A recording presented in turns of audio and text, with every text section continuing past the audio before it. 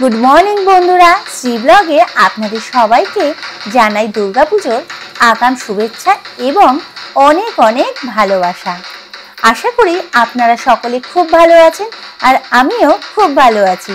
আজ আমি আবারও নতুন একটা ভিডিও নিয়ে চলে এসেছি আপনাদের সকলের সামনে। এতক্ষণে আপনারা নিশ্চয়ই বুঝে গেছেন থাম্বনেল দেখে কোন প্যান্ডেল দেখাতে চলেছি আজকে আমি। আজ আমি আপনাদেরকে দেখাবো শ্রীভূমি স্পোর্টিং ক্লাবের এই মুহূর্তের প্রস্তুতি কতটা, আর কবেই বা উদ্বোধন হবে শ্রীভূমি স্পোর্টিং ক্লাব। প্রত্যেকবারের মতো এই বারের পুজোতেও কিন্তু রয়েছে চমক।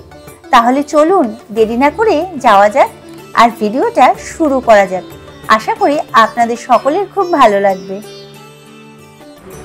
আমি এখন দাঁড়িয়ে আছি একদম রাস্তার উপরে, আর এই রাস্তার উপরে দেখুন এই যে এটাই হচ্ছে মেন গেট শ্রীভূমি স্পোর্টিং ক্লাবের। কিন্তু এটা কিন্তু খুব সুন্দর একটি গেট তৈরি করে এবং কিছু কাজ কিন্তু এখনো বাকি আছে, বাস রয়েছে দেখতেই পাচ্ছেন। এই সেই রাস্তা যেই রাস্তায় কিন্তু দর্শনার্থীরা ঘন্টার পর ঘন্টা দাঁড়িয়ে থাকে, অপেক্ষা করে প্যান্ডেলের দিকে যাওয়ার জন্য।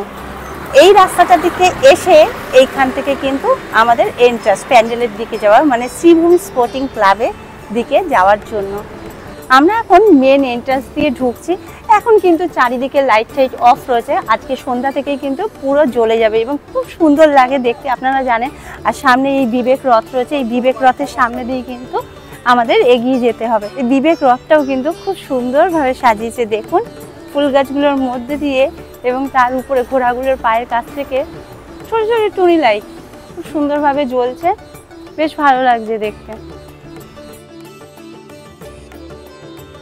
হাঁটতে হাঁটতে আমরা কিন্তু পৌঁছে গেলাম একদম শ্রীভূমি স্পোর্টিং ক্লাবের সামনে। হাতে গুনে আর মাত্র কয়েকটা দিন বাকি, তার আগেই কিন্তু তৈরি হয়ে গেছে তিরুপতি বালাজি মন্দির।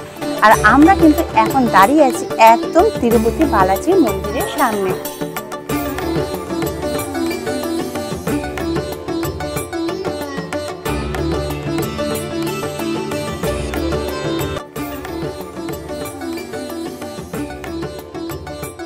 তিরুপতি বালাজি মন্দিরটা উপর থেকে নিচ পর্যন্ত দেখুন কি সুন্দর, অপূর্ব অপূর্ব সুন্দর লাগছে দেখতে।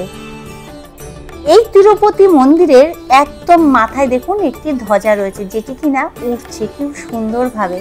আর এটি কিন্তু এই মন্দিরের সৌন্দর্য আরো বাড়িয়ে দিয়েছে। তিরুপতি বালাজি মন্দিরের আদলে যা যা আছে এই প্যান্ডেলে কিন্তু সেটাই তুলে ধরার চেষ্টা করা হয়েছে। পুরো প্যান্ডেলটা লক্ষ্য করলে আপনারা দেখতে পাবেন অনেক ছোট বড় মূর্তি রয়েছে এবং তার সাথে রয়েছে সুন্দর হাতের কাজ। অপূর্ব অপূর্ব সুন্দর লাগছে প্যান্ডেলটা, দেখুন আপনারাও। তার সাথে রয়েছে সুন্দর আলোকসজ্জা এবং প্যান্ডেলের দু সাইডেও কিন্তু হাতের কারুকার্যের সাথে সাথেও রয়েছে সেখানেও সুন্দরভাবে আলো। প্যান্ডেলের ভিতরটা দেখে মনে হচ্ছে একেবারে সোনা দিয়ে যেন মুড়ে দিয়েছে, দেখুন আপনারাও, পুরো একেবারে স্বর্ণ মন্দিরের মতো খুব সুন্দর কারুকার্য করা ভেতরটা। এবং প্যান্ডেলের ভিতরে কিন্তু অনেক মূর্তি রয়েছে।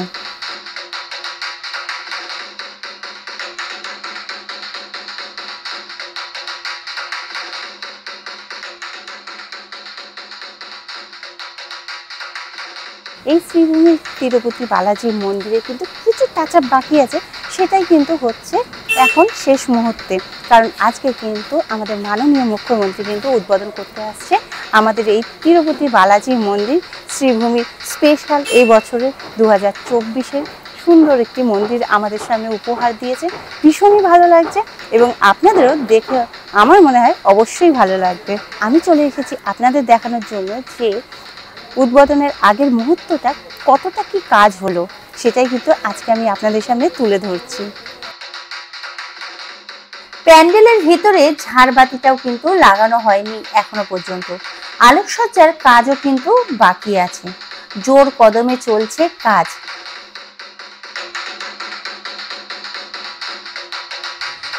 প্যান্ডেলের সামনে একটা স্টেজ বানানো হয়েছে, যেহেতু আজ অফিসিয়াল উদ্বোধন হবে সেই জন্য এই স্টেজটারও কিছু কাজ এখনো বাকি।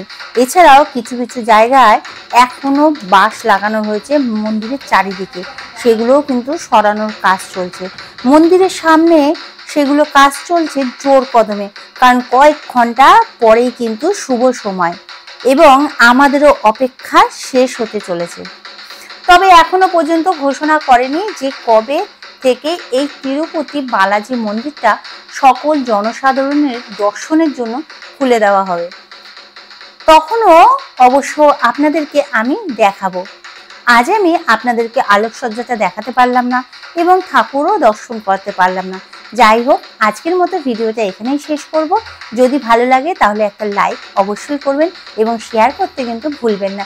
এবং যারা আমার নতুন বন্ধুরা আছে, যারা এখনও আমাকে সাবস্ক্রাইব করোনি, তারা প্লিজ আমাকে সাবস্ক্রাইব করে দিও। তো আজকের মতো টাটা, সকলে সুস্থ থেকো, ভালো থেকো।